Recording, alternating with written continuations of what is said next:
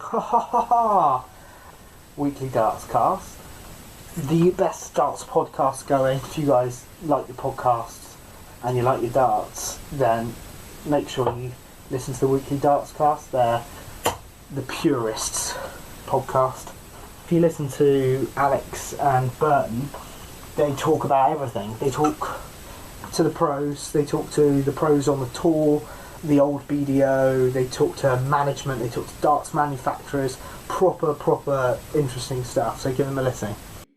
Hello and welcome to a new episode of the Weekly Dartscast, sponsored by Dart Wolf. I'm Alex Moss, and alongside me as always my co-host, darts statistician Mr. Hang Tight, Burton DeWitt. How are you doing? Still fine and dandy like last week? Just fine and dandy through my first 180 in quite a few months last week, so maybe even better than fine and dandy. How are you, Alex?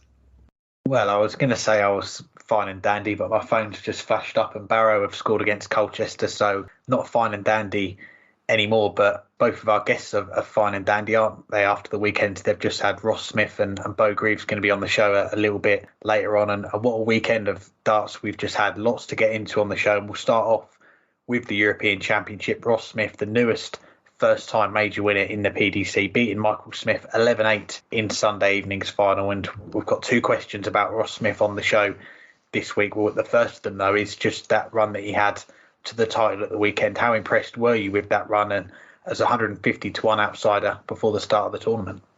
Yeah, and if we went back a few months, his odds would have been even longer than that because he really was struggling at the beginning of the year. That's why he did not qualify for the World Match Play.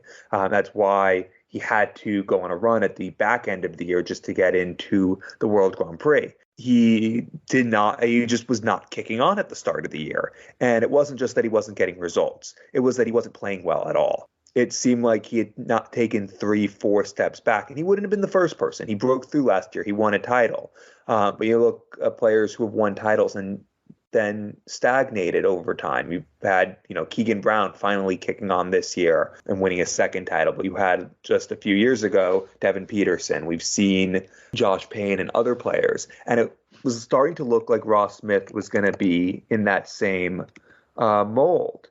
But boy, has he righted the ship. And it wasn't just this past weekend. It's really been starting with Players' Championship events in the middle of the year in May and June when he started to win a couple boards. And then just recently at the most recent set, making his first quarterfinal of the year in the Players' Championship events. None of that, though, made you think that he had a major championship in him, even though his game has improved, even though he's been playing at a top 32 standard, which is in line with his ranking. Nothing made you think he was going to win this tournament. But from the start of the tournament, he was one of the 2 or 3 best players. Granted, the person he beat in the final was also one of them. Go to that first round, averaged over a ton against Joe Cullen. Second round, averaged over a ton against Dimitri Vandenberg. Quarterfinal, only averaged 95 against Peter Wright. But remember, Ross Smith took the first session of that match off, fell behind 4-0, fell behind 8-3, and really wasn't playing at his best, and then reeled off 7 legs in a row. And okay, you can say Peter Wright missed a bunch of darts at double,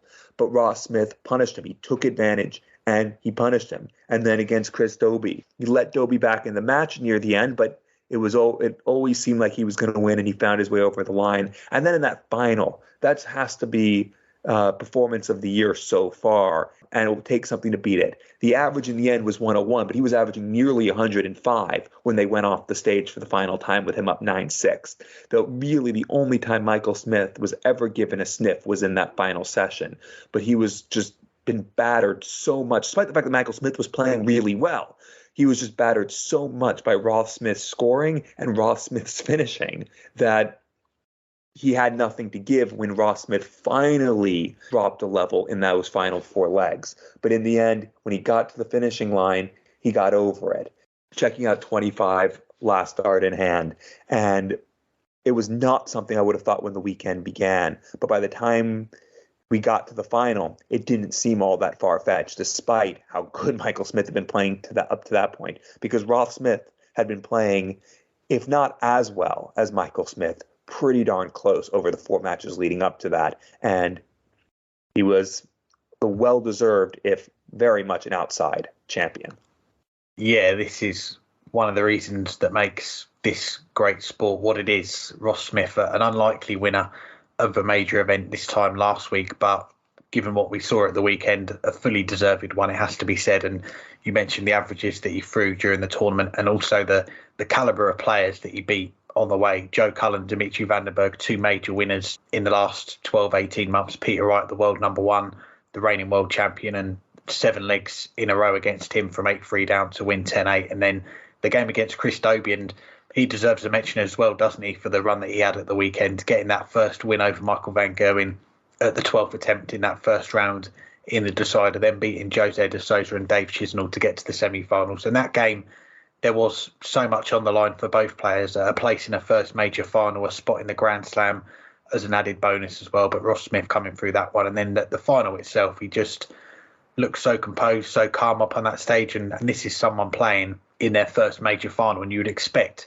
the performance levels that he's shown the whole weekend to maybe dip a little bit, there to be some nervous starts in there, but he looked like someone who'd been there and done it plenty of times before, and it wasn't a new experience for him. And you look right to the very start of the game, the first leg, 180, 133, finish 313 in 6 darts, a 12 darter to break in the first leg. And second leg, Michael Smith sat on 12, Ross Smith takes out 121 on the ball, and he had another 121 later on the ball with a 12 darter, 11 darter in there. And the amount of 5 visit legs that Ross Smith was producing, not just in the final, but during the whole tournament, he just kept the pressure on. And even at the finishing line, 9-8 up, kicks off the leg with a 43, but that didn't fluster him at all. He still looked composed, and he didn't give any tells really to Michael Smith that he was feeling the pressure at that key moment of the game, and held throw at 10-8, got over the line 11-8 with that 25 finish. And Christopher Kempf, good friend of the show, he tweeted that Ross Smith's checkout rate with 15 darts in TV events before last week was under 30%, 29.7%. This past weekend for that tournament, 50.7%. So his finishing was outstanding all the way through. And the averages that we spoke about, the average in the final, the 101.32, the third highest thrown by a player in the final of their first major title win in the PDC. And only Rob Cross and Johnny Clayton have thrown a higher average. That shows you what company he was in the final alone. And was it unexpected? Yes, but I don't think anyone, if you asked them to give a name that would win the European Championship this time last week, would have said Ross Smith. But the way he performed, a fully deserved winner. He's now in the top 20. Could this be the start of a run, getting further up, being among the elite? Who knows? But if he carries on putting in performances like he did last weekend regularly on TV, then he is going to be a force to be reckoned with. Yes, and the runner-up, Michael Smith, for a long time has been a force to be reckoned with. But the one thing he still hasn't done is win a major. His 8th major final, 3rd this calendar year, including the World Championship and UK Open, but 8 defeats. He said he didn't do too much wrong in that final. Do you agree, or was he just unlucky? Yeah, I do agree with him. I think, obviously, if you're a Michael Smith fan, you've got to be thinking, is it ever going to happen for him? 8 major finals, as you say, and 3 already in 2022. And the 3 this year, he's been close in all 3 of them. The World Championship, 5-4 up in sets, lost 7-5. The UK Open, lost out in that decider to Danny Noppert. And then the one this past weekend, the European Championship. Okay, he was never in front in that game, but he got it back to 8-9 behind, had a dart to go 9-0 in a race to 11, and ended up losing 11-8. So only 3 legs away from getting over the line in the end. And okay, it's not going to mean much to him now, but his average in that final, the 100 average, that is the highest that he's thrown in all the 8 major finals that he's been in. And you look back at the major finals he's had, and he's thrown a 95 plus average in 6 of those 8 finals. So he's not played badly in the majority of them. And as you say, he said after the final he didn't do too much wrong, but fair play to Ross. He did what he had to do. And I think Michael is right there. I think Ross Smith, he did do what he had to do, and he put a performance in that final. You've called it there, performance of the year. It's going to take some stopping in our awards at the end of the year, but very few players would have been able to finish on the right side of a performance like that against Ross Smith. And I spoke about the early big finishes that he had there, the 3-ton plus finishes in that early part of the game. He had another one later on, and I think there was only one time in that final Ross Smith missed 3 darts in hand at a double, and Michael did punish him on that occasion. But there was very few opportunities, real good opportunities that Michael Smith had in that final. He was feeding off very few crumbs in that final, and in the end it did come down to the fine margins. They both had 8 180s. Ross Smith had a few more 140s, and his finishing was slightly better in terms of percentages. But in the end, the back end of that final, it did come down to one missed dart at tops, and then the 117 finish, hitting a single one with his first dart, not getting a shot at a double. And if he takes one of those two finishes out, it could have ended differently. You never know. But these are the super fine margins that we're talking about in this final, and against a performance like Ross Smith put. But we've said it before, all the way through the event, Michael Smith, he was showing all the hallmarks of a major champion. Came through that tricky first game with Karel Sedlacek, then the 106 average, the 1-2-1 on the ball to beat Josh Rock 10-8, gets past Luke Humphries, Dirk van Dijvenbode, two close games, and in the end just lost to someone that played better than him on the night. And when you're averaging 108 180s, 47% on the doubles, and you don't win, I think you've just got to hold your hands up and say it wasn't my night, and say that you were unlucky. But 8 major finals to lose all 8, the longer it goes on, it is going to be frustrating for Michael Smith, but he is close, and I think he's just got to keep the faith, as I would say. That major isn't far away from being won. Yeah, I agree. And I mean, you can point to a couple of moments where he had a chance, a couple of outshots that he missed last start in hand, combination outs that could have swung the match. I mean, obviously, the missed start at Bull on the 170, but also the 112 in was it the penultimate or third to last leg? But that's about it over the course of that match. I think that 112 in the penultimate leg was the best chance he had, because he could have pulled even. And it was a leg that Ross Smith took in the end 17 darts to close out, and he kicked it off with a 43. Michael Smith just had a couple of visits in that leg where he didn't give himself a good enough chance. That 58 in his second visit and the 58 from 170 in the fourth visit, where if he had just been able to find a treble in those two visits, or even in either of those visits, he would have not needed 112, but he would have needed 72 or possibly 32 if he had hit a treble in each of those visits. And those are the legs that he needed to win. In a match where his opponent wasn't making mistakes, he needed to be ready to punish on those rare opportunities that his opponent gives him against the darts 5 visits. And Michael Smith was left on 112. He did have a dart at double out, and it wasn't a poorly thrown dart. It was just a little light and went just a little low. But he should have been lower than 112 in that leg. And that might be the moment that he looks back on. But beyond that, what can you say? It's not that he messed up. Ross Smith just played a match of his life in a tournament of his life. And you do wonder, will it ever happen to Michael Smith?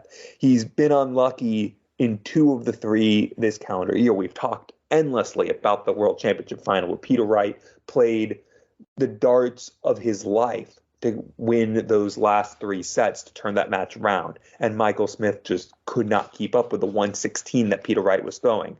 And then here against Ross Smith played the darts of his life to just keep at a great standard for 3 sessions and do enough over the last 4 legs to make sure that Michael Smith didn't turn it around. The only one this year where Michael Smith did not turn up and could be set to bottle, it was that match against Danny Noppert. I think he was unlucky here. He had a couple opportunities, and you mentioned the one time that Ross Smith missed 3 at hand. Michael Smith did punish, but he didn't have enough opportunities to punish. And even though you can pick those moments like I did, that 112 in the penultimate leg where he could have been in a better position and he could have turned that match around, it wasn't major mistake. It was a moment that a leg he could have played better, but there weren't that many of them, and that's why Ross Smith was the champion.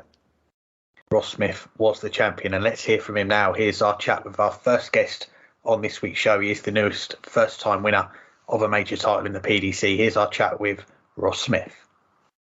I'm pleased to say I'm joined by the newest first-time major winner in the PDC, Ross Smith. Thanks for the time, Ross. How you doing? Yeah, I'm all good, thank you. Thanks for having me on. Thanks for coming on. We're talking only 3 days after you won the European Championship. What have the last 3 days been like for you as a major champion? Has it fully sunk in yet what you achieved at the weekend? I don't know if it's fully sunk in yet, but it feels like it could have done, I suppose. the first night was a bit, of a whirlwind, just trying to get my head around it a bit, because, it was an amazing feeling.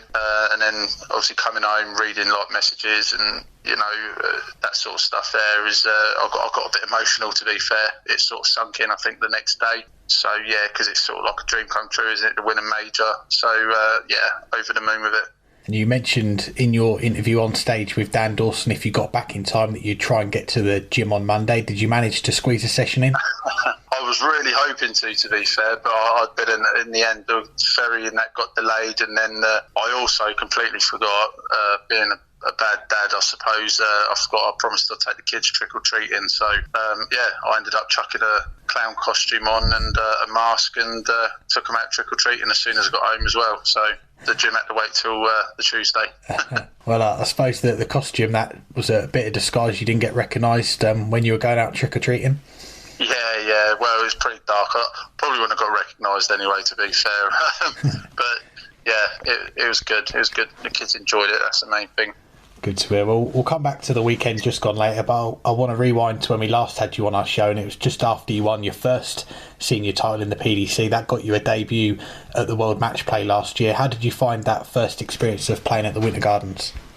Playing at the match play again is like another dream come true. It's something that I've watched on TV for so long, since I was a kid, and it seems to be such a difficult tournament to actually qualify for. You really have to be on your game all year round, consistently and things like that. So to finally get up on that stage was a real proud moment for me. Yeah, I loved every minute of it. And later that year, you also had a debut in the World Grand Prix, and we noticed on your shirt you had it plain on the back, and I don't know if it was you or your manager tweeted us to say, I don't like to make a fuss, just plod through, but you've gone a bit more adventurous now with your name and a nod to where you're from in Dover on the back of your shirt. Talk us through the current design. Yeah, it's basically like with things like that, I'm not one to sort of boast around. I don't do a lot of social media or anything like that. I sort of let a few other people take care of that sometimes. So, but yeah, I like to just get on with the game. But I've also been, told to sort of be a bit more adventurous, you could say. So yeah, I've chucked the RS logo on the back, and obviously I've got my son's name on my collar, and I've got the Dover football crest, sort of, it's part of it on the back of the shirt as well, with obviously the White Cliffs, Dover and the castle. So obviously I'm a proud Dover lad and Kent lad, so yeah, it's that's what that's all about. Very nice. Well, we'll fast forward to Ali Pally, which is our last stop of last year, and after getting past Jeff Smith in the first round, you and Stephen Bunting, it's been probably forgotten a little bit how good that game was because of how many good games we had during that tournament, but you won through in extra legs. I think it was a 167, a 102 finish at the end of it. What did that feel like to win a game like that? Yeah, it was a brilliant game to win. Again, funnily enough, probably the only things I sort of remember about that game, the 167 and the 102. But yeah, obviously holding my nerve at the last stage of that game, was very important, and keeping my concentration, and especially against Stephen Bunting. He's a good friend of mine. I've known him, well, probably most of my darting career, and obviously we all know how good Stephen is, so yeah, it was a good game to come through. And you said afterwards that your Christmas dinner was going to taste so much better after winning that game, and after Christmas you were the first game back after the break against Dirk van Duijvenbode, 3-0 up. Dirk comes back to win a tough way to finish what was a breakthrough year for you, but how did you reflect on 2021? Yeah, Christmas dinner was great. New Year absolutely sucked. I'm not going to lie. And you know what? Even to this day, people still, people don't remember the good matches as such, but God Almighty, I've been reminded about that, losing that game against Dirk so many times. Even now, people say to me, I don't know how you lost that game, and I think, leave off sort of thing. But give me a break now. It's been ages. So but. No, all in all, that year was probably one of my best. Well, it was my best year I'd had, probably because of qualifying for the match play for the first time, the Grand Prix. I feel like I was playing well, even though I didn't do anything special in them. I thought I played pretty decent. Just, I suppose, learning to keep my head straight at certain times, and get on with the game and try and come through. So yeah, all good. Well, moving on to this year, and you only just missed out on the World Match Play, but you did enough to get in the World Grand Prix. What was it like going into that? I think it was the last Euro Tour event before the cut-off, knowing that you had to win that first game to qualify for a major. Oh yeah, obviously I was gutted not to qualify for the match play, but again that was in my own hands. The start of the year was really bad for me to a point. You start questioning yourself in your career, thinking I'm going back to a day job. It gets that bad sometimes. You can fall into bad habits, and it's a slippery slope. So for me to actually turn that around and to qualify for the Grand Prix somehow, I don't quite know how I've done it. So yeah, that was an amazing thing. But to also have the pressure of one game, it was sort of like a one-game shootout to a certain degree. And then when I then drew, Steve Beaton, he's probably one of my best mates on the circuit. I travel with Steve and knock about with him and that. And he's a good guy, and I want him to do well. So to draw in first round, it was sort of like, God, it's going to be a tough game. But yeah, so I was really happy to win that game as well. And we've also seen you recently mix it up with your walk-on song as well, switching to a bit of Billy Ocean, Red Light Spells Danger, which will be, I've got to say, a dark horse for our walk-on of the year in our awards this year. But what was behind the change? Behind the change, to be fair, the other songs weren't that great, and I was thinking about putting on Living on a Prayer, Bon Jovi, but Mad Eyes has beat me to that. So but yeah, at the end, I love that song. I always have done for ages. If you're out and about and you hear it, everyone seems to sort of dance away and things like that. So it's just a song that I absolutely love, and it sort of gets me going a bit. So I thought, why not? Well, it definitely got you going at the weekend, and we heard it plenty of times at the weekend as well. Of course, you had a couple of quarterfinals on the Euro Tour this year. That helped you get back into the European Championship and as the 27th seed out of the 32 players. But making that trip over to Germany last week, how were you feeling about your game? I was feeling really good, to be fair. I felt good about myself. Like I say, playing in the Grand Prix, and I feel like I sort of had a half decent run at the last Players' Championships, and getting to the quarters sort of gives you a bit of confidence. So, but yeah, going there felt good. I know I seem to always play well against Joe Cullen, and he usually plays well against me. So I knew it'd be a sort of a 50-50 game, tough game. But it was just like literally just turn up and take each game one at a time and treat each game as a final and concentrate. So yeah, I felt pretty good. And it was an impressive start to the week, the win against Joe Cullen coming back from 4-2 down, and then the game against Dimitri van der Berg. I had a look, all 10 of your legs you won in 15 darts or less, both games 100 plus average. You're in the final day of a major for the first time in a couple of years. So off the back of those two games, how did you feel at the start of Sunday? Yeah, I felt really good going into Sunday. Obviously, I feel like my stage performances this year is what's carried me through, because my floor doesn't seem to be picking any results up from the start of the season. So, but yeah, on stage it seems to be going really well, and I felt confident, especially after winning against Joe. Joe's obviously an amazing player, and we had a great game the week before Players' Champs, and both averaged 103, and he beat me 6-5 and picked the 130 on the ball. So, yeah, I felt good, and playing Dimitri, beating him as well. Well, we all know what Dimitri's capable of, don't we? So he's an unbelievable player, for such a young lad as well. He's got an old head on young shoulders. So, but yeah, I felt really good going into Sunday. Really good. And you said earlier a lot of people still mention the game with Dirk Ali Pally to you, but I reckon that will be replaced by the game with Peter Wright that you had in the quarterfinals. 4-0 down, 8-3 down, Peter Wright missing darts to go 9-3, and you win 7 legs in a row to win 10-8, a massive win against the world number one. And afterwards you said Peter had some encouraging words for you. Yeah, to be fair, I just kept saying to myself at one point, I think it was obviously 8-3 down, I thought, don't let this be an embarrassing show here. Come on, son, get going now and try and reel a few legs off. And obviously, you start reeling them off, you start getting a bit more confident. And then, the next minute I thought, I could have you here, and hoping that he wasn't going to kick in and do something magical of a couple of 11 darters or something to seal it. We all know what Peter can do, obviously being world number one and world champion. So, but no, got to about 8-7, 8-0. I thought, I'm in with a chance here if I can just do that bit of magic myself. which obviously I did. And for Peter to then say that to me after the game, I don't even know if he recalls it, to be fair, but he looked at me and just said to me, just stay focused, and you can do this, and you didn't have to do that. And it's something that I really appreciate. He's a really good guy. I actually spoke to him when I was having a lot of trouble at the start of the year as well, briefly just on the practice board at one of the Euro events, and it's just a little bit of advice here and there on practice routines and stuff like that.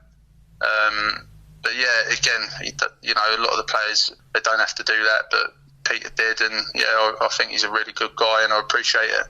Yeah, no, nice touch. And going into that final session, then we were guaranteed a new major winner. For you, it was already uncharted territory, being in a first major semi-final for the first time, but you get past Chris Dobie 11-9 to get to the final, and we saw from the walk-on for that final, you were up for it, engaging with the crowd, spurring yourself on. What was it like walking out for that major final and those early moments on stage? Yeah, it was absolutely incredible to walk out there. But again, I was pumping myself up a bit, because very, very strangely against Peter, I think the first half of the match I was really struggling with. I had no nerves. I've never experienced that in my life. So I had to really try and sort of pump myself up or get some adrenaline going.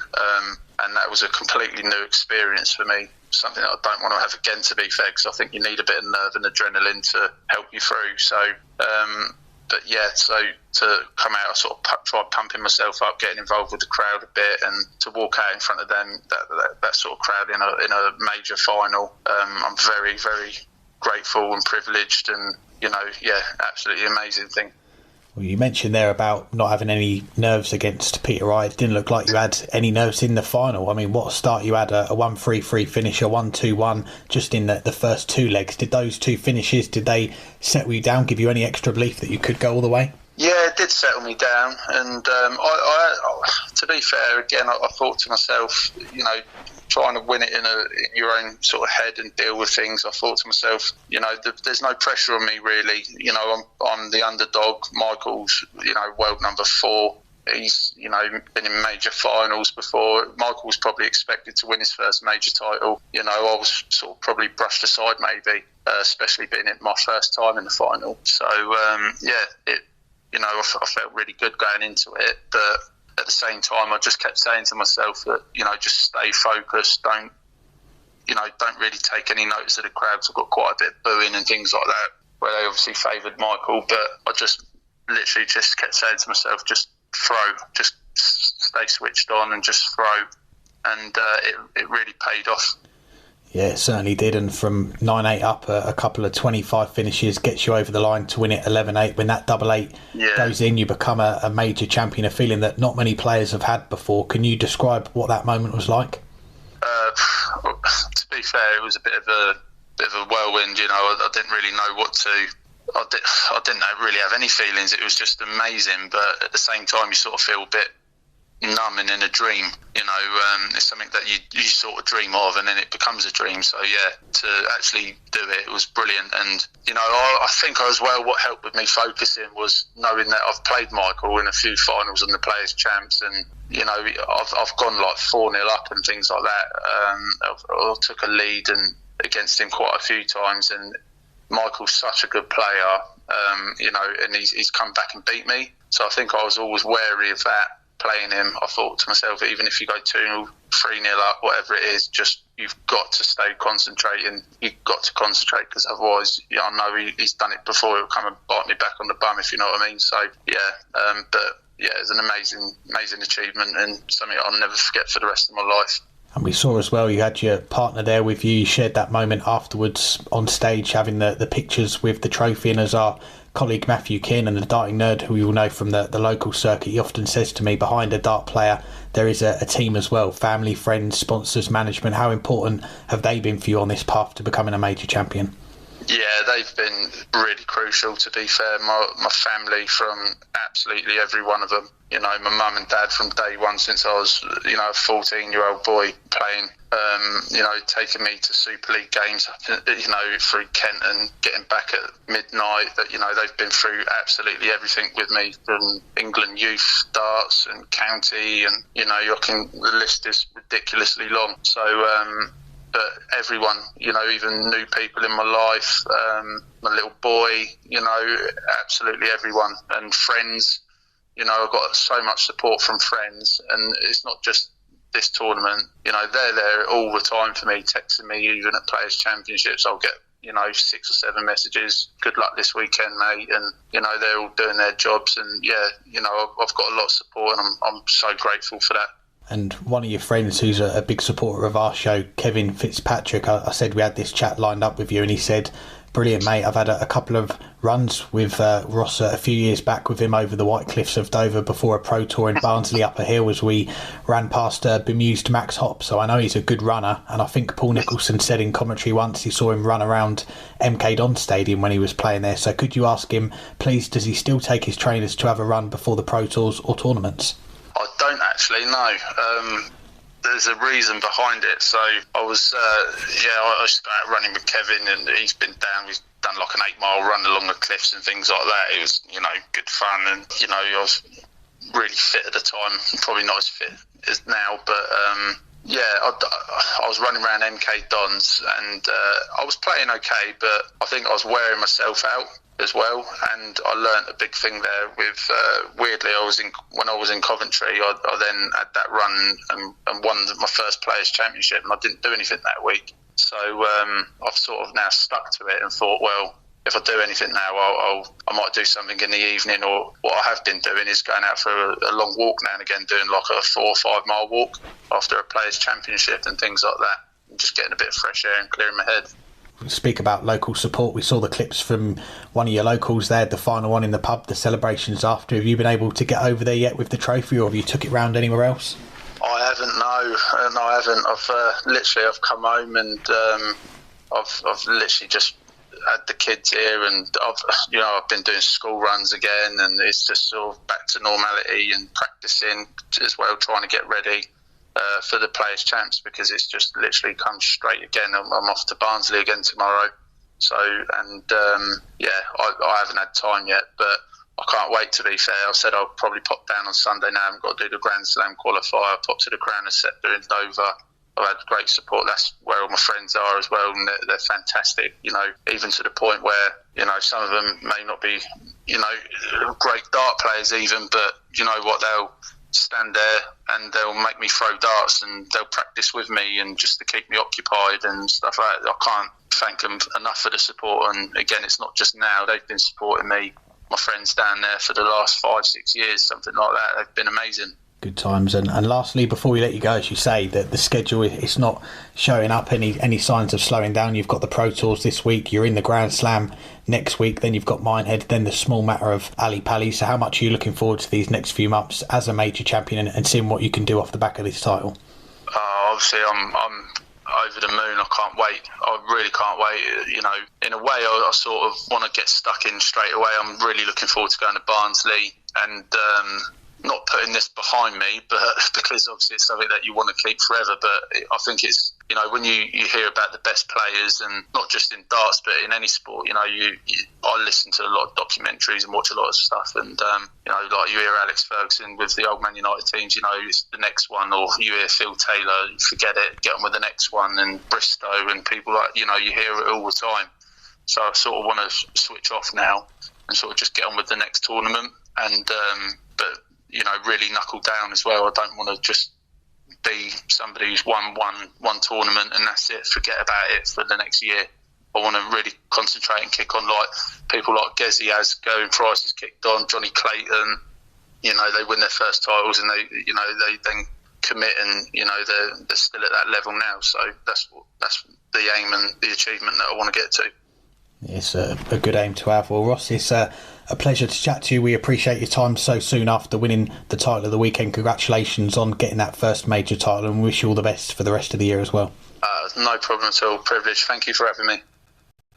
Thanks again to Ross for joining us. Now over to the Women's Series, which came to an end in 2022 this past weekend. But the dominance from Beau Greaves, that didn't end, did it? She extended her record to 52 games played, 52 games won, 0 defeats, 8 titles out of 8 to pit Fallon Sherrock to that second spot and a debut at Alexandra Palace in a month's time. Can you put into words what Beau Greaves has achieved over these last 2 weekends on the Women's Series?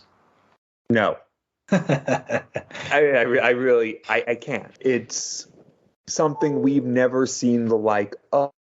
And have we seen a player play at that standard for over the course of 8 events? Yes, we have. We've seen, she averaged a little over 86 over the course of the women's series. That's not that dissimilar, or just under 86, I should say. That's not that dissimilar from what Fallon Sherrock and Lisa Ashton had done in previous years. They didn't hit that standard this year, but you go back, they were averaging closer to 85 than they were to the 80, 81 they did this year. But Beau Greaves did it without that experience, without having, she played the women's series a long time ago, but really hadn't played it. And she came in, and it didn't matter who she was up against. It didn't matter what her opponents did. She found a way to win every single match. And for a while, she wasn't really challenged. She didn't have to go to a last leg decider until the quarterfinal of the second event. She had one more last leg decider that first weekend. And then this past weekend, she had a couple matches where she went to last leg deciders against Aline de Graaf and Mikura Suzuki on the way to the final against Lisa Ashton, which also went to a last leg decider. So she had 3 last leg deciders in the second event there. She had another, I think that was the last one. I was thinking she had another one on Sunday. But she was rarely pushed. When she did, she managed to get it up her game. And I think the most impressive was that near 108 average that she had against Fallon Sherrock. And yes, okay, you can say the average was obviously impressive, but that wasn't the thing that was most impressive about that match. It was that her back was against the wall. It was 3-all, and Fallon Sherrock was on the cusp of breaking to go 4-3 up, and Beau Greaves needed to take out a 148. And what was one of her worst legs of the match? She was left on 148 after 12. That's not something that you see that often with a player averaging nearly 108. She took it out. She not just took it out. Each dart was bang in the middle. The first 2 in the middle of the treble, the double in the middle of the double 14. They were, in every respect, 3 perfect darts when she had to. In the biggest match she was playing, because she was going against the person that she was trying to chase in for that world championship spot. And when she had to, she took the 148. If you were listening or watching on the stream, you heard it. We've almost never heard on the other players who were watching in the venue make noise watching the stream board, at least until that final double went in and the player was the champion. But you couldn't help but applaud or verbally applaud because of just how monumental that moment was. That was Beau Greaves saying, it doesn't matter what's going on. It doesn't matter where I'm at. If I need to, I will hit. And she did. And that's why she went 52-0 over the course of 8 events. It's why she is undefeated this year in PDC competition and nearly undefeated in all competition, having lost just 1 match over the last few months in anything. She's the world champion on the women's side, and she's going to Ali Pali, where she's not just there to make up the numbers. She'll be going in with an expectation that Fallon Sherrock didn't go in when she won those couple matches. Beau Greaves is going to go in with people knowing that she, and I don't just mean darts people, I mean people who will be watching will be told she is a legit force against nearly anyone she could draw. There are no words to describe this level of dominance, because it's not just the stats. It's that she knew what she had to do at any given moment, and there was never a doubt that she was going to do it. I'm curious to see what comes next for her, because she is already a superstar, and it's only up from here. What else can you say apart from that? But I mean, you look back at when she won the World Championship, the WDF Women's World Championship back in April, and the performance that she put in that final against Kirsty Hutchinson, the 92 average across the 4 sets. And a lot of people did stand up and take notice of her then. But I think that 148 finish and the 107 average against Fallon Sherrock in such an important game, it's just it's taken her to another level. I think there's a lot more people have noticed Beau Greaves or have become aware of Beau Greaves and just how good a player, how good of a talent she is, just off the back of that finish, that moment, winning that game, and of course finishing off that game with the 11 darter as well.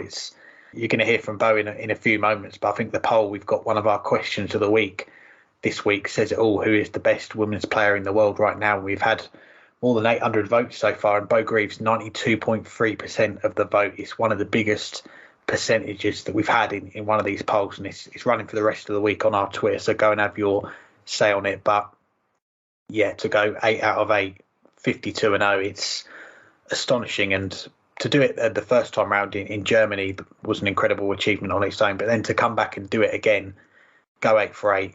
I mean, the chat with her, I mentioned that the field assembled in Wigan at the weekend, it was probably the strongest field that we've had for a ladies event for a while. You had Beau, you had Lisa Makuru, you also had Fallon Sherrick back in there. You also had Anastasia Dobromoslova, nice to see her playing again, and that's just 5. There were many others in there as well. So she's gone through the field on all 4 occasions, won all 4 titles, and with the added caveat, with each title she did get closer and closer to Fallon Sherrick for that second spot for Ali Pali, and then to beat her in that final that you mentioned, that the result of that game, it had huge permutations on the order of merit. If Beau won, she went above Fallon for the first time, but if Fallon had won that game and she was in a very good position at one point, it would have put her in such a strong position going into that last event. But from 3-all, as you say, the 1-4-8, the 11 darter to win it 5-3, 14 darts there of the highest quality, and I don't think you're going to see much better anywhere else. And for me, it was peak MVG, Michael van Gerwen, getting those big finishes, big legs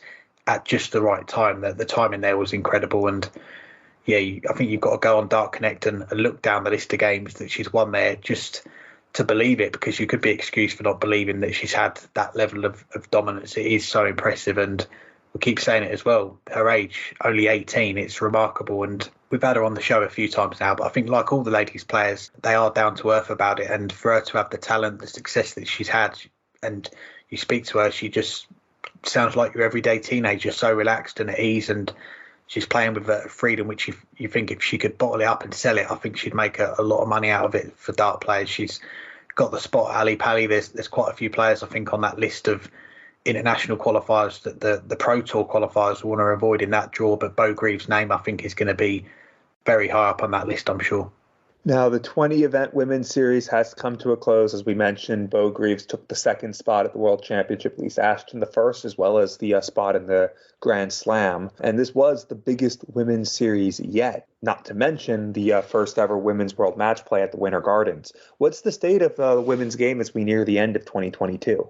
I think when we look back on 2022, turn the page to 2023, the ladies' game, it does feel like it is making some real progress. And of course, during the pandemic years, 2020, 2021, the ladies' game, it was hurt by that, wasn't it? There weren't a lot of opportunities, but we did see the women's series come out of the pandemic towards the end of 2019 or 2020. I can't remember now. The years have sort of blurred together now. But this year we've had the return of the WDF World Championship, and you'll hear from Beau in a moment, the reigning champion. She is keen to defend that title whenever and wherever that may be next year. But as far as the PDC, every credit to them. They've stepped up their commitment to the women's game. We've had the Women's World Match Play as well. That's going to be back next year. We're going to get 24 Women's Series events, so up 4 from this year. And the entries seem to be in a good place as well. I think we had around 92, 94, around that figure at the weekend. And I think that's the ballpark figure that the PDC are aiming for at the moment. And it'd be great to see them regularly hit 3 figures if we could get to that, and maybe even higher, maybe get a full 128 or getting the 140s, the 150s. I think that's got to be the goal, to keep pushing and get more ladies playing, and also ladies who have that ability to commit to it as well. And obviously Beau coming back into the fold in the last 2 weekends, that's made a big impact, because after 3 of the 5 weekends, Fallon Sherrick, she was in a strong position to take that second Ali Pali spot, but Beau's come in, gone 8 for 8 to take that spot. And yeah, I think that's going to be a real interesting battle next year. If all 3 play all the events next year, you'll have Lisa Ashton, Beau Greaves, Fallon Sherrick. You'd imagine they're going to be right up there again. And we've also got that race for the Women's World Match Play, which has started with the last 2 weekends. That will carry into next year. And at the minute you look at that lineup, the 3 I've mentioned, you've also got Mikuru Suzuki in there, Eileen de Graaf, Katie Sheldon, Lorraine Winstanley, Dieter Hedman. That's a pretty good lineup as far as names there. But of course, there'll be a lot of ladies that aren't far off that list at the moment that'll have other ideas. Your Robin Burns, Rhiannon O'Sullivan's, Laura Turner's, Anastasia's, Kirsty Hutchinson. So, yeah, there's a lot of names in there. I think it is growing, that list of players that will feel like they're capable of doing some damage in these events. And I think it can't be underestimated that the PDC getting involved, that, you know, the exposure that they've got, the audience that they've got putting all these events on the streams. But I think more importantly, the clips that we're getting on social media, there's a big audience there that the PDC already commands on there, and showing ladies darts can only be a good thing as well. And I think, yeah, these things, they do take time to grow. And the early years, there's been a few teething problems, but I think now as we're going forward into 2023, more events coming on board, it's a good time for the ladies game. And you've got the three I mentioned there at the top at the moment. Young players are going to be looking up to them to try and emulate, and they've set the bar. It's up to the rest of the field now to put the hours in, put the work in, and try and catch them up. But I think that's an exciting challenge if you're a ladies player, is to see if you can get to those standards, try and beat these three players, get some wins. And yeah, I think the first question for 2023 is who's going to be the player that stops Beau Greaves' winning streak on the Women's Series, because 52-0, that's going to be a big result, whoever can pull that off. Yeah, and we won't know that at least until 2023. From what we saw this year, there's no guarantee we'll find out next year either. But it was, I mean, you said a lot of what I was going to say, the increase in field size. And we talked about this during the pandemic as well. Like, it was tough to gauge just what the small field sizes meant, because it's a lot to ask someone in the middle of the pandemic to travel, especially when there's only a few players who seem to be able to have the game to win one of these events, or actually just one player who seems to have the game to win these events. So all things considered, a lot of players probably decided it's not my time to go test myself in this. This year we were seeing each event, other than the ones in Germany, get well over 64 players and sometimes close to 100. And that's a good sign. And while most of them didn't have any realistic chance to win the title, we did see players make the finals that we would have never thought at the beginning of the year, including Trina Gulliver, who returned to play and winning one of these. So there is a depth in the game that we might have forgotten after a couple years of the pandemic. They were talking in commentary, I can't remember if it was during the first or second final on Sunday, about, okay, it's obviously at least a big three, probably a big four in women's darts. For last year and for much of this year, we were saying was a big two, Lisa Ashton and Fallon Sherrick. But with the rise of Beau Greaves, especially now playing the PDC and winning all 8, as well as Mikuru Suzuki finding her game and making 5 of the last 8 finals, it really looks like a big four right now. Those 4 are the big faces. But there are other players who can still and do still contend and can, okay, it seems like no one can beat Beau Greaves, but can beat the other big 3 players and make deep runs. Aline de Graaf, who made the final of the Women's World Match Play. Anastasia Dobromyslova, who hadn't played any of these for a variety of reasons until now, but still finished 7th highest average over the course of the tournament, despite obviously not being in her peak match form because she hadn't played for so long. Then you also had Dieter Hedman, who played some of them. Rhiannon O'Sullivan, who really emerged this year after having not played that much competitive darts for the better part of a decade before this year. So we still have a lot of players in that second or third tier that are really good and are testing themselves and are improving and are getting closer to the best players. But it is a clear-cut, well, number one, and then a clear-cut second tier of Ashton, Suzuki, and Sherrick. That's a good place for women's darts to be right now, but it is something to grow on. This is, for a long time, like when Phil Taylor was at the best, and then there were a couple players on that second tier who could beat him on his day, but there wasn't the depth. There still isn't the depth, but it is improving. And as we're seeing more of the top women's players play the women's series, and we're seeing more of the second tier and third tier of players play that women's series, it's going to improve, and it's something to build on for next year. Beau Greaves will go into the year, obviously, with a very big target on her back. Well, let's hear from Beau Greaves now. Here's our chat with the player that's won 8 out of 8 Women's Series this year. She's going to be going to Ali Pali for a World Championship debut next month. She is the reigning WDF Women's World Champion. Here's our chat with Beau Greaves. I'm pleased to say I'm joined by the reigning WDF Women's World Champion and the runner-up on this year's PDC Women's Series, Beau Greaves. Thanks for the time again, Beau. How are you doing? Yeah, not bad. How are you? Doing good, thank you. And let's start off with the weekend just gone, and fair to say it couldn't have gone any better for you, winning all 4 titles on that final weekend of the Women's Series, getting that second place, a spot at the PDC World Championship. Can you put into words what you were able to achieve at the weekend? Not really, I suppose. I started off, I was playing some good darts. I had some really, really good results, and I had some poor games, but like I say, the long days, and it's a lot of darts, obviously, but yeah, I didn't really have any expectations going into that weekend, but I just played my game, and the results went my way. They definitely did, and you said in your interview with Chris Murphy after that last event it probably wouldn't sink in until you got home and spoke with your dad. So what did he have to say when you got home, and has it sunk in now?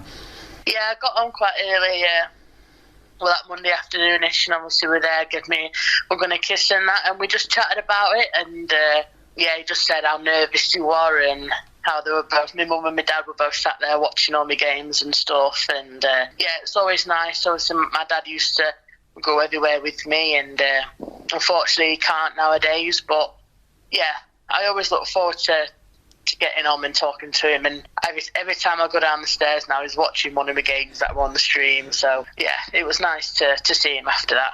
Happy days. We'll come back to the weekend later, but we last spoke to you as we were just chatting off air after you made your Women's Series return. You won all 4 events out in Germany. How much confidence did that weekend give you looking back now?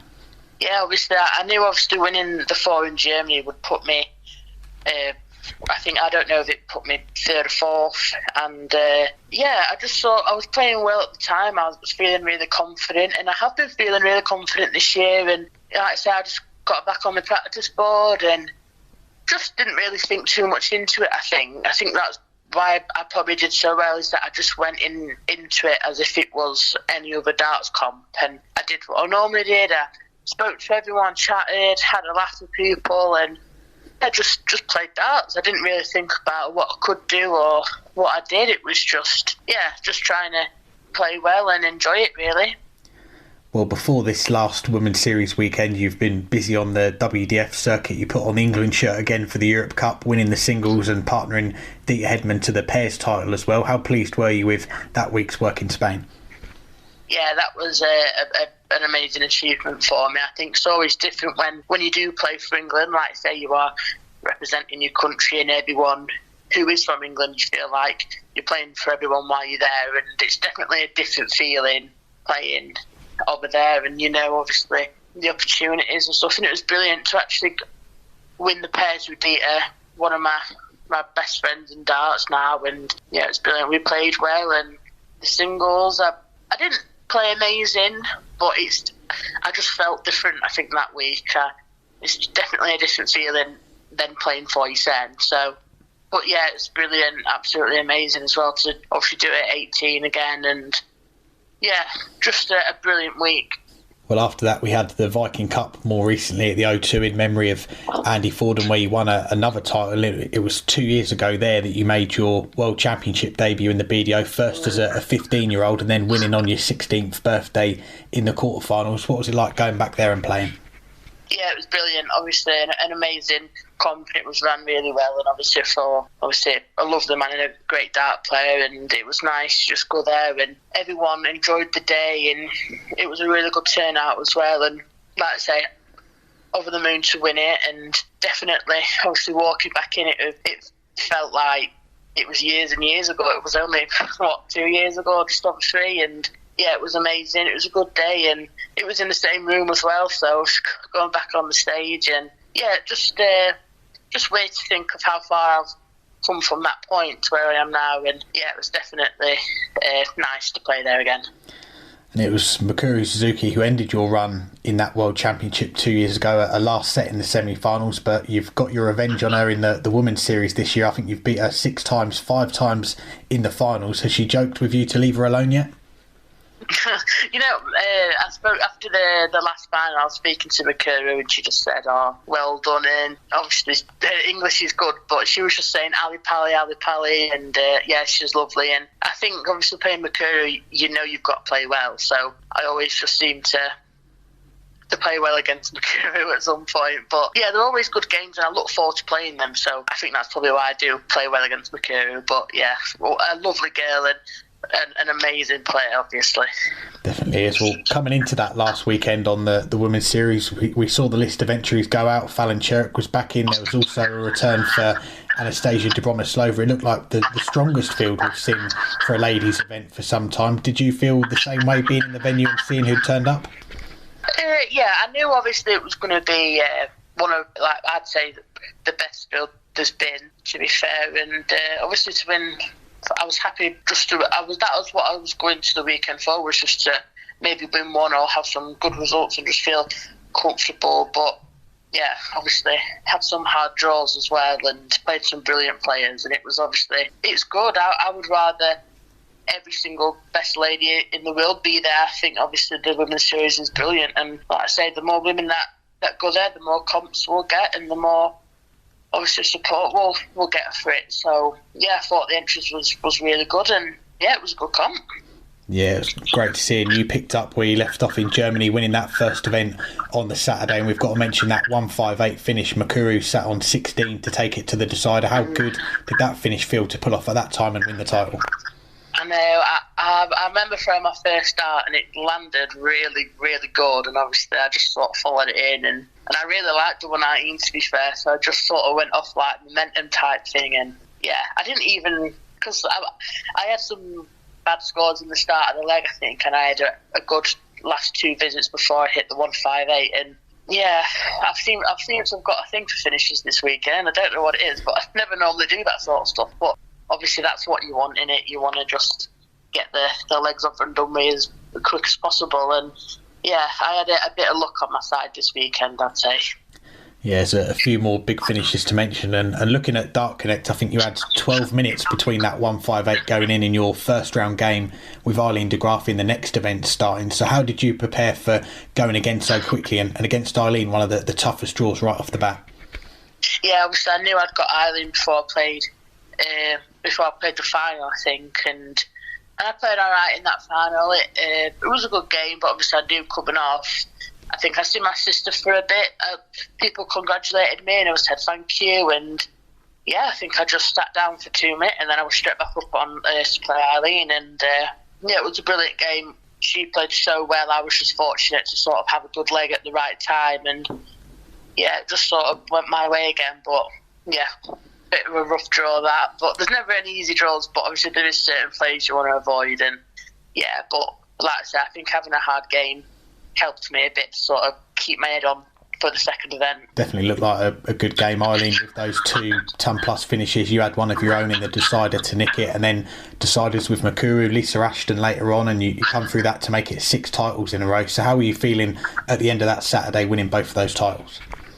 Yeah, I think after Saturday, I sort of knew, obviously, I was in with a good chance then, and I knew if I had a good day Sunday, then obviously hopefully I could just sneak past Fallon a bit. But yeah, I just that's what I mean. I just think I just had a bit of luck this weekend, and those sort of good legs when I needed them. And you know, you're playing such good players all the time, especially in the ladies series and stuff. And you like to say, you've got to keep going. You don't want to drop off, and I think that's what I did well. I didn't really fall asleep in any parts of the games where I needed to sort of push on a bit, and I think that probably has been my downfall a few times, where I just fall asleep after having 2 good legs, and before I know it I'm 3-2 down or something. But I did well to sort of keep pushing on and obviously get them wins.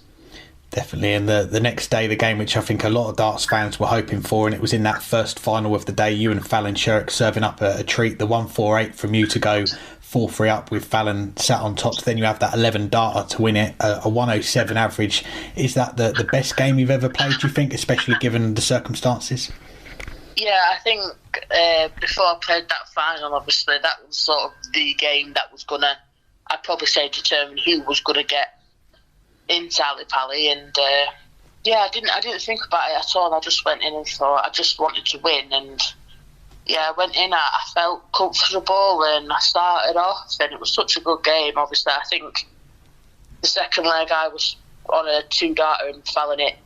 Double top on obviously to check out that, I think it was 82, and obviously I knew then it was going to be sort of tight the whole way through, and that 148 was just, I don't even know, I'd missed it earlier in the day, and I said to my friend, I fancy this before I threw my first dart, and like I said, with the 158 and the 148, my first dart just landed really nice, and yeah, I just fancied it, and obviously in that was sort of the make or break in the actual game. So yeah, lovely shot to be fair, but yeah, it was nice just to win that game. Yeah, I don't think we've seen many better than that for a little while, and that put you ahead of Fallon into second spot in the last event. You had a few games where your average dropped off. Was that a little bit of fatigue kicking in after the weekend, or was it the pressure of the battle with Fallon? Yeah, I just think, to be fair, I just played poorly. No excuse for it, really. Everyone's in the same boat. We're all playing a lot of darts, and I just sort of lost. Yeah, I just had a poor game. A few of them, I know that, but when I played Lisa, I knew obviously going on to the stream, I think I picked my game up a lot more. It was sort of just that dip in form I had, and like I say, I think you do have that with the ladies' game. You do have that inconsistency part, but yeah, it was 2 or 3 bad games out of the whole weekend, so I just thought I'm not going to think about it too much and just got on with the next game, I think. Yeah, that game with Lisa, the 102 average, you then go on and complete a second weekend clean sweep, 4 events out of 4. That makes it 8 out of 8, 52 wins, 0 defeats from the women's series, and still only 18 years old. It's an incredible achievement. Can you quite believe the run that you've had over those 2 weekends? No, not at all. I think Germany took me by surprise as well, and then obviously to go there and do that was brilliant. I just think, I don't know, I think practicing the week before, I just sort of put myself in a good mindset, and just thought, just go there and just chuck your darts in it. I wasn't thinking too much into it. I just went there and sat round the table and spoke to people and just treated it like a normal comp, and yeah, my darts went really well, and yeah, I was more than happy. And I think that was what I was thinking more about, other than Ali Pali. I was more bothered that I just won 4 more. I couldn't believe it, and then I thought about, I've got into Ali Pali now. It was 2 massive achievements for myself, and like I say, it's just one of them things that I'm just obviously never going to forget. And yeah, brilliant. And when we last spoke, after you won 4 out of 4 in Germany, you said that you and your sister went for a carvery to celebrate. What did you two do to celebrate this latest clean sweep of titles? After I got out of the venue, we went to KFC and just sat there and chatted, and got in taxi, and before I knew it, I was Stockholm. When I got back in, I was gone. Like I got on the bed and I was dead meat. And yeah, she's been back at work, but I says when she's off, we'll go and do something, and that's what we always tend to do. If I win something, we'll go and celebrate, just me and her, and yeah, just forget about darts for a bit. Good times. Well, away from the PDC, you're obviously still well involved on the WDF circuit. We've got the World Masters coming up next month now when we're talking. Are you going to be playing in that? Are there any other events that you're going to got lined up before the end of the year? Yeah, I'm going to Killarney, and I think that's 2 weeks or a week and a half, and then I'm doing Prague for the first time, I think, the Czech Open, and then, like I say, World Masters. That should be a good comp, obviously, back in where they do the Dutch Open, so that's a brilliant venue, and a lovely comp, so definitely looking forward to that. And then it'll be, I suppose, the PDC World Championships for me, so not too busy, but just to keep my arm in, and just sort of get back to playing on the WDF tour, and I always look forward to that, so definitely looking forward to Killarney in a few weeks. And obviously there's a lot of talk at the moment about the lack of information about the next WDF World Championship. We know you're someone who obviously just goes and plays, enjoys the competition, but as the reigning champion, is it a little concerning you've not heard anything yet? I suppose so. I mean, like I say, I do love the WDF stuff, and I think it's a good system. Me personally, I've never been too bothered, but I know obviously some players do like to know the information. You want to sort out the time off and get everything sorted. It's a bit of a pain, but they're obviously just trying to sort it out. They'd never do it on purpose. It's just the way it's working at the minute. But yeah, hopefully something will come out soon, and obviously that should be nice, trying to go there and defend it, and I look forward to hopefully doing that. But until now, yeah, we're just waiting. It's a bit of a waiting game, really. Definitely. Well, you look at the potential field that we could have for that event as well with yourself. We've got Lisa Ashton high up in the rankings, Makuru, Fallon, Anastasia, if she gets back involved in that side as well. It could be an impressive field for that event when it gets going. Yeah, absolutely. I think that's what you want in it. You want the best of the best there to obviously have a brilliant comp. And like I said, I think it'd be nice to see obviously Lisa back in it, Fallon and all them, and like you say, and it should be a brilliant comp and one to definitely want to watch and look forward to playing in. But before then, though, as you mentioned, you've got that first appearance in the PDC World Championship to look forward to. And we know your dad likes watching your games back, but during Christmas time, the action at Ali Pali, that must be on quite often in the Greaves household as well. Oh, yeah, definitely. We've always watched it. We always... So it was on the telly. Me and my dad always watched the darts and stuff, so I think it's going to be weird seeing me on there. But yeah, I am looking forward to it, and I just think not really thinking too much about it and just doing my best, really. That's all I can do. And like I say, if it goes bad, it goes bad. I'll try again the next year, try to get there the next year, and just enjoy it, really. It's a brilliant opportunity for myself, and one that obviously hopefully more ladies can get involved in. Let's hope so. Well, following that event over the years, we've seen how big it has got now. Are there any matches, any moments which stand out for you just as a fan watching it? I always like watching the final, mate. I remember one year me, my dad, my sister, my brother, I think, and my other brother just all sort of sat there watching it, and it was weird to sort of see someone like me, my brothers and sisters who don't tend to sort of watch darts, and yeah, it was nice. I always like watching the final. I always think it's good if it's tight at the end, and obviously you just see that the moment of winning it, I think is brilliant. Well, lastly, before we let you go, of course, you'll get the chance to make that walk, play on the Ali Pali stage next month. You only qualified a few days ago, and you said you didn't expect to qualify, having not played the first 12 events of the year. But how much are you excited to get that opportunity, and so early on in your career as well? Yeah, I think it's one of them where when I did it, I said to my sister, I said, I want my mum and dad there, I want you there, my sister, and my brother, I'd love him to be there, and some of my family, because I just think it's one of them things that, I've had such a good year, and obviously going through what I came through, and I just think that is just amazing to actually be there. Instead of even thinking about playing darts there, it's just to sort of say I've done it, and just try and just do my best, really. That's all I'm going to do, and I think it'll become more real for me, like when the draw comes out, when I find out when I'm playing, and obviously that's going to make it more real. But at the minute, I've been quite chill about it, to be fair. But yeah, just definitely something to look forward to, and something obviously is amazing. Well, Beau, it's always a pleasure to catch up. Congratulations on the latest set of titles on the Women's Series qualifying for Ali Pali, and wish you all the best when it comes around. Cheers, love. Thank you. Thanks again to both for joining us. Now we'll finish up the show with a couple of questions. Firstly, looking ahead to the weekend, we've got the last two Players' Championships of the year, followed by the Grand Slam qualifier for tour card holders this weekend. A big weekend, but who is this weekend most important for? There's a few that it's really key for, and that's, if you look just at the World Championship right now, there's a three-way tie for the provisional last spot on the Pro Tour with a couple people less than 1 win ahead of that, and then some players who are 1 or 2 wins behind that. Right now, Jeffrey Desround on Countback has the last spot, ahead of Adam Gavlas and Ian White.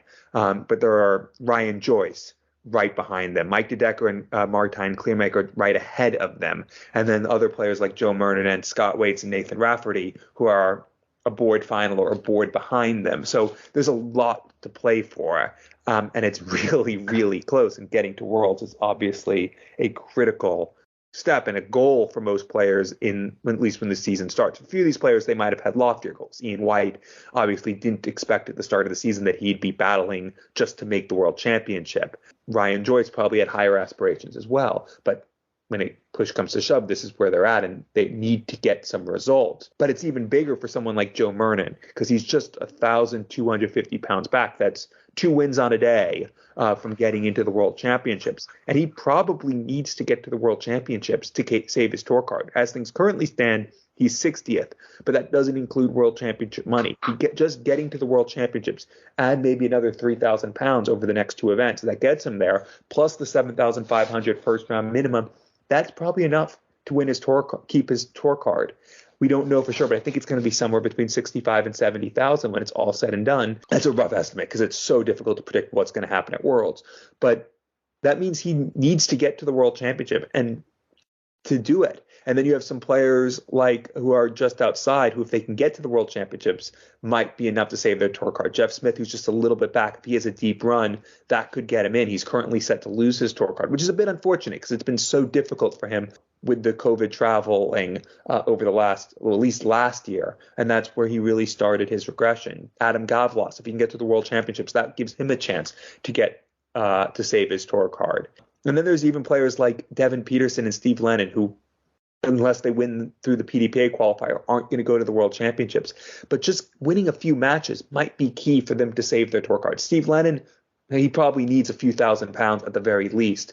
Devin Peterson might be safe, but a win or 2 won't hurt to make sure that he's back on tour next year. Neither of them, as I said, are currently in the World Championships, but every match matters. Even if it's not going to be enough to save your season, it could be enough to make sure you have a tour card last year. And I'll just mention one more person who is hoping to win a tour card. And it's not going to be, well, it might be, obviously, if he wins this event and then goes and makes the quarterfinals of the World Championship, who knows? But it's most likely not going to be based on his results, but someone else. And that's Danny Van Tripe. As things currently stand, he's the person in line to get a tour card if Scott Williams is in the top 64 after the World Championships. That's because Van Tripe finished 3rd on the Challenge Tour Order of Merit. Scott Williams is 1st. So if Scott Williams is not in the top 64, he takes a 2-year tour card through the Challenge to Order of Merit. If he is in the top 64, he keeps his ranking and gets a 1-year tour card through his ranking. He's currently provisionally 64th when you throw in the money that he has for qualifying for the Grand Slam, for qualifying for the Players' Championship, for qualifying for the World Championships. And he's going to be in all 3 of those. Now it's about adding another 10,000, 15,000 pounds over the rest of the events to make sure that he stays in the top 64. That could, 2 wins at World will do that. But the second one would have to be against a seed. So you can't back on that. You need to keep winning, getting results. And will want to get results because he's in a good position to keep to move towards qualifying for the match play and other events next year. If he's not in the top 64, it's not just his overall order of merit that resets to 0, it's the Pro Tour. So there's a lot for him to play for. But if he can get some results this week, make that a little less that he has to do in the major televised events over the next couple months, that will do not just him, but Danny Van Tripe a lot of good. So it's a big weekend for Danny Van Tripe as well, but not necessarily based on his results, based on Scott Williams' results. Yeah, there's a lot of interesting subplots to follow, and I like that one with Danny Van Tripe and Scott Williams. Imagine if those two draw each other or end up playing in a semi-final or a final. Would be quite interesting to watch with that in the background. But yeah, this is one of the most, you'd say, important weekends of non-televised darts on the PDC calendar, with the last 2 Players' Championships and then the Grand Slam qualifier the same weekend as well. And I'll start with the 2 Players' Championships that we've got on Friday and Saturday, and they've got 2 majors to try and qualify for, the Players' Championship finals and the World Championship as well via that Pro Tour list. And I think a quick head count, there's around 8 or 9 first-year tour card holders currently set to qualify, and two players without tour cards set to qualify. You mentioned one of them, Scott Williams. You've also got Carol Sedlarczyk in there as well. And two of the players, the first-year tour card holders, 28th and 29th on that list. So they're in the spots at the moment, but they don't have a huge buffer to play with, and that is Mickey Mansell and John O'Shea. You mentioned there Jeffrey Desvan in that 32nd spot, and even if he hangs on and gets that spot at Ali Pali, he's going to need a run to keep his tour card. But a run or two this weekend, that could bump him into the field for Minehead, and that could help lower that amount of money that he's got to try and get in that top 64, which I think at the moment provisionally is around £15,000. So any win that he can get this weekend, get into the World Championship, get into Minehead, could make a big difference for Jeffrey Desvan. And you mentioned Ian White as well, someone that dropped out of the top 32 after the European Championship at the weekend. One of the players outside at the moment on countback, but someone that's been a staple in the World Championship for the last 10, 11 years. And to see him not in there would be quite surprising. So he's in need of a big weekend. And as you say, players looking to save their tour cards, getting into the World Championship could make all the difference. Jeff Smith, who you mentioned, Andy Bolton, John Henderson, Max Hopp, some of these players a little bit further back, but we've seen them go on big runs on the floor in the past. We've seen Max Hopp win a title on the floor. We've seen some of these players get to finals, get to semi-finals. So the game is there. It's just whether they can produce it this weekend when there is that much pressure on it. And come on to the Grand Slam qualifier as well. And I can't remember who put this on social media, but of the 4 semi-finalists from the 2020 Grand Slam 2 years ago, currently only one of them has qualified for this year's event, and that's Simon Whitlock by winning the World Cup. You've got the reigning champion Jose de Sousa, the runner-up James Wade, and one of the other beaten semi-finalists, Dimitri van der Berg, all currently not in the field for that event. And James Wade, Jose de Sousa, they could avoid that qualifier, knock Rob Cross out of the last provisional spot if they win both the titles, go back-to-back this weekend. But in all likelihood, those two, along with Dimitri, are going to be in that qualifier on Sunday. So 8 spots on the line. But as we've seen time and time again, you can pick 8 players that you fancy to get through. You can look at the 8 top seeds and go, they're going to take some stopping, but a one-off day, a one-off qualifier, you are going to see some surprising names get through. You are going to see some big names miss out. And if Jose de Sousa misses out, that's title money coming off his ranking, and he could be heading out of the top 16. So it's a big weekend for him, big weekend for a lot of players. And yeah, I think there would have been a lot of our listeners that would have been following Dart Connect last weekend for the Women's Series. You're going to need that page open again this weekend because there's a lot to play for. Yes, indeed. And we said at the beginning of the show that we'd have 2 questions about Ross Smith, so we'll follow through with that. We'll have our second, and it's a question about surprises. And it's a surprising day. Atletico Madrid managed to finish bottom of their group in Champions League. Middlesbrough, of all teams, is winning the game in the championship. So we're all about the surprises right now. Is Ross Smith, though, the most surprising first-time winner ever of a PDC major title? That is a surprise that Middlesbrough are winning. And I think in terms of surprising winners in the PDC, as far as winning a first major title, we've put this out as one of our other questions of the week. And thanks to everyone who's voted, got in touch with their thoughts, because at the moment, 65% of our listeners saying yes, Ross Smith is the most surprising, 35% going with no. And I'll read out a few tweets that we've had from our listeners. Jacob Starkey saying, I'd say he is, but I think Johnny Clayton was at the time he won the Masters. Obviously gone on to great things, but I don't think many were expecting the Ferret to win a TV title. Good friend of the show, Warren Allsworth, he said the only other that possibly comes close was Kevin Painter winning the Players' Championship finals. Not because Kevin wasn't a brilliant player, but more down to the timing. Wim has said Larry Butler, I would say, but a good second place for Ross. And Gary Aston agreeing, Larry Butler, I admit you have to be older than the cool guys to remember. And it is a real tough question. I think, first of all, we should say, by saying someone's the most surprising, that is not diminishing their achievement, saying that they're a rubbish player, didn't deserve to win the title, because everyone that wins a major title, the performances they put in, they deserve to be a major champion. It's just something that we have in sport where we do get some surprise players, some surprise teams pull off these results, and they're not fancy to do it. You have got more players, more teams that are maybe more fancied, got more of a pedigree, but you look at Ross Smith and the odds, as I mentioned earlier, 150 to 1, I think he was quoted to win a title. And the seed that he had for the tournament, 27th seed, performances that he's had on stage over the last few years. Okay, he had a couple of quarterfinals on the Euro Tour this year, and his last quarterfinal on TV, the 2019 UK Open. So I think he had 15 TV tournaments since then. He's gone out early in all of them, but to put it all together in a major, the run he had as well, and I think the start of the final day, he was the outsider 14-1 to win the tournament. So I think I would put him in my top 5 most surprising first-time major winners. And looking at a top 5, I need to have a bit more time to think of the order, but I think I'll put Ross Smith in there, working backwards now. Robert Thornton, 2012 UK Open. Okay, he was a former major winner in the BDO, but you look at his results on TV, he had a rotten year in the lead up to that UK Open, and the run that he had to win that title as well, beating Phil Taylor in the final.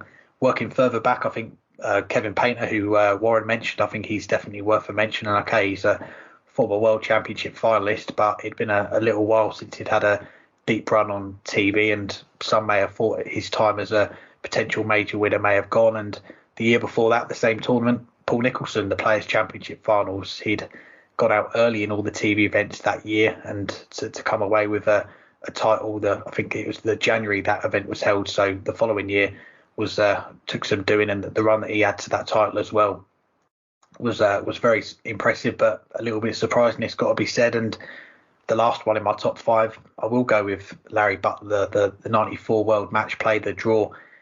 Fair to say it did open up for him, but to play a seed, his first seed that he played in the tournament was the final. He did play the number 1 seed, Dennis Priestley, and what a performance he was to win that. But yeah, he was certainly a surprise to winner. So they're my top 5. Ross Smith, he's definitely in the top 5, but I'm going to have a little think to see where he does rank in my top 5, I think. Yeah, you said a lot of the ones, though you didn't say one that I was going to say as the potential rivals to this. And the one that jumped out at me was Paul Nicholson's Players' Championship final in 2010, because there had been nothing in his CV up to that date that made you think that he would win that. He had not won a PDC title outside of Australia of any sort prior to that. I think one of his titles was a PDC event in Australia the previous year, but most of the top players didn't go down to Australia to play those events. A few did, but most didn't. And he obviously didn't have to travel nearly as far because he was still living in Australia at the time, and maybe he had just started to move over to play in the events in the UK and Europe. But there was nothing that made you think entering February 2010, that he was the player who was going to do that. He had lost the first round of the World Championships just a month earlier. And I believe, you would have to ask him, but I believe he has said that he was thinking about calling it quits and going back and not continuing playing the PDC circuit prior to that weekend. And what did he do?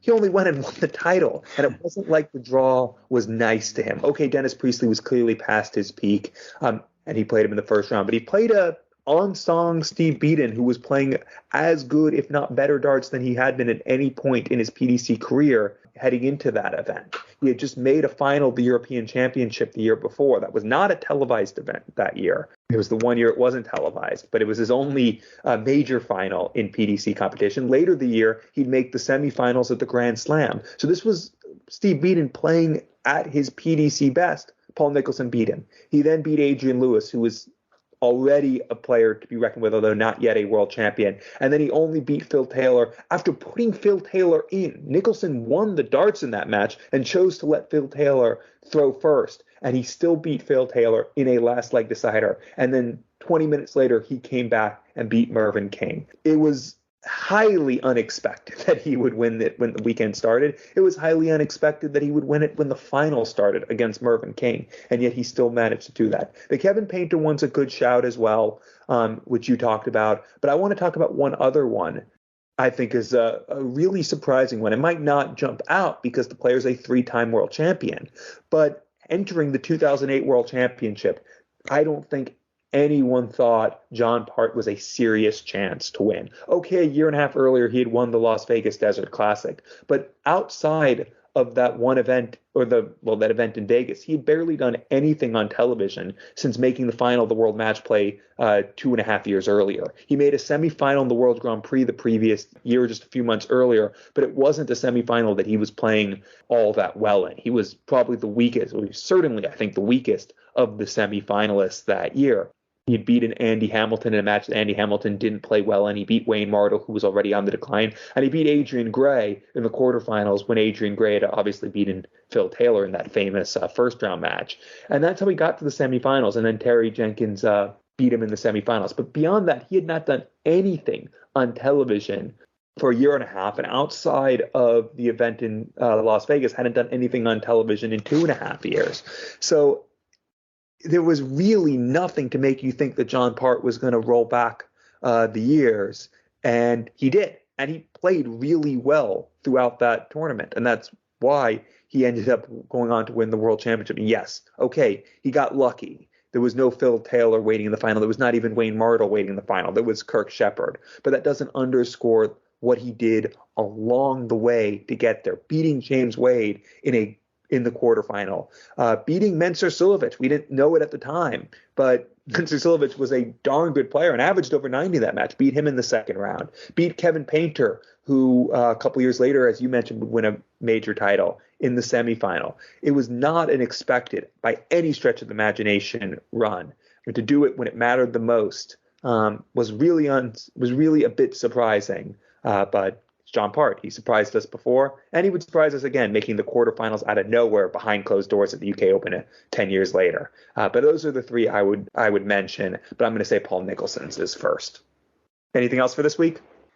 Well, let us know if you agree with our picks or you'd go with something else. Do tweet us in at Weekly Dartscast. Give us your top 3 or top 5 most surprising PDC major winners. But it's been a fun show. Great to chat with Ross Smith and Beau Greaves after their achievements at the weekend. Congratulations to the both of them, and thanks as always to our sponsor Dartwolf. If you want more Dynamite Darts content, head on over to dartwolf.tv. Give Dartwolf a follow on Twitter at Dartwolf180, and thanks as always to everyone for listening. We appreciate the support. Everyone who follows us on social media interacts with us. We love the support. Keep it coming, and we'll be back next week to recap this weekend, the final weekend of the Pro Tour, the Grand Slam qualifier, and then I guess a look ahead to the Grand Slam of darts. I can't quite believe we're almost at that time of year already, but next week we will be looking ahead to that event. But until then, enjoy the darts.